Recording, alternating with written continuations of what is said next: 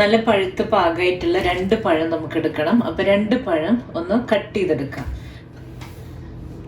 ഇതേ വലുപ്പത്തിലുള്ള ശർക്കരയുടെ ഒരു അച്ചിട്ട് കൊടുക്കുന്നുണ്ട്. ഇത് നല്ല വലുപ്പമുണ്ട് കേട്ടോ, അത് കാരണമാണ് ഞാൻ ഒരെണ്ണം എടുത്തിട്ടുള്ളത്.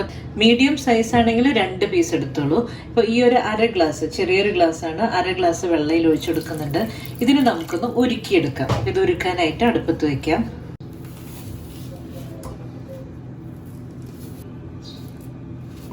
നമുക്ക് റൗണ്ടിന് വേണമെങ്കിൽ റൗണ്ടിനെ കട്ട് ചെയ്യാം, അല്ലെങ്കിൽ അതിൻ്റെ നടു ഒന്ന് ഇങ്ങനെ കീറി കൊടുത്തിട്ട് ഇതുപോലെ പീസാക്കി എടുക്കാം. 2 പഴവും നമ്മൾ ഇതേപോലെയാണ് അരിഞ്ഞെടുത്തിട്ടുള്ളത്.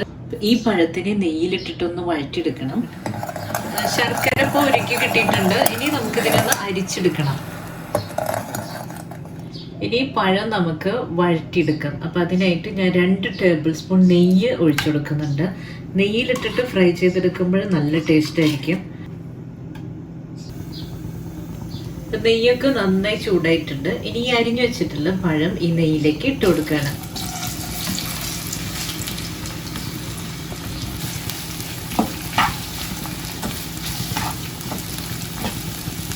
ഞാൻ ഫ്ലെയിം ഇത്തിരി കൂട്ടി വെച്ചിട്ടുണ്ട്. നമുക്ക് ഫ്ലെയിം കൂട്ടി വെച്ചിട്ട് ഒരു 3-4 മിനിറ്റ് നന്നായിട്ട് ഇനി ഒന്ന് ഫ്രൈ ചെയ്തെടുക്കാം. പഴം ചെറുതായി ഫ്രൈ ആയി തുടങ്ങിയിട്ടുണ്ട്. ഇനി ഈ പഴത്തിനെ നമുക്ക് ഇതിൽ നിന്ന് മാറ്റാം.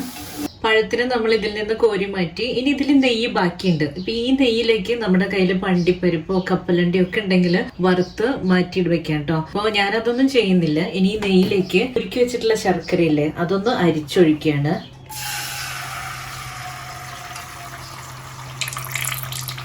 ഇനി ഈ ശർക്കരയിലേക്ക് നമ്മൾ അവല് ചേർത്ത് കൊടുക്കുകയാണ്. അപ്പൊ ഞാനിവിടെ ബ്രൗൺ അവലാണ് ഉപയോഗിക്കുന്നത്.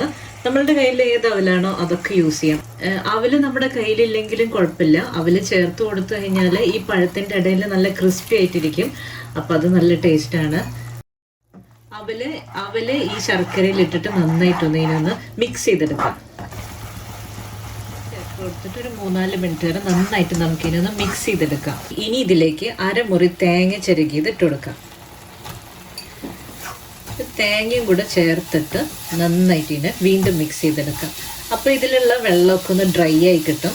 അതുവരെ നമുക്കൊന്ന് മിക്സ് ആക്കാം.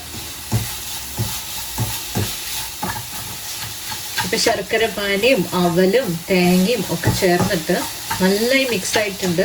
ഇതിൽ കുറച്ചും കൂടെ വെള്ളമുണ്ട്. അതൊക്കെ ഒന്ന് ഡ്രൈ ആവുന്ന വരെ നമുക്ക് ഇങ്ങനെ ഒന്ന് നന്നായിട്ട് മിക്സ് ചെയ്യാം. 1/2 ടീസ്പൂൺ ഏലക്ക പൊടിച്ചത് ഇട്ട് കൊടുക്കുന്നുണ്ട്. 1/4 ടീസ്പൂൺ ചുക്ക് പൊടിച്ചത്, 1/4 ടീസ്പൂൺ എള്ളും കൂടെ ഇട്ട് കൊടുത്തിട്ടുണ്ട്. നന്നായിട്ട് ഇതിനെ മിക്സ് ചെയ്തെടുക്കാം. എള്ള് ഒക്കെ ഓപ്ഷനിലാണ് കേട്ടോ. എള്ള് നമ്മുടെ കയ്യിലില്ലെങ്കിൽ ഒന്നും കുഴപ്പമില്ല. നമുക്ക് പെട്ടെന്ന് 4 മണിക്ക് ചെയ്തെടുക്കാൻ പറ്റിയ നല്ലൊരു പലഹാരമാണിത്. നമ്മുടെ കൂട്ടെല്ലാം ഇവിടെ തയ്യാറായിട്ടുണ്ട്. ഇനി ഇതിലേക്ക് പഴം വറുത്ത് വെച്ചിട്ടുള്ള ഇട്ട് കൊടുക്കാം.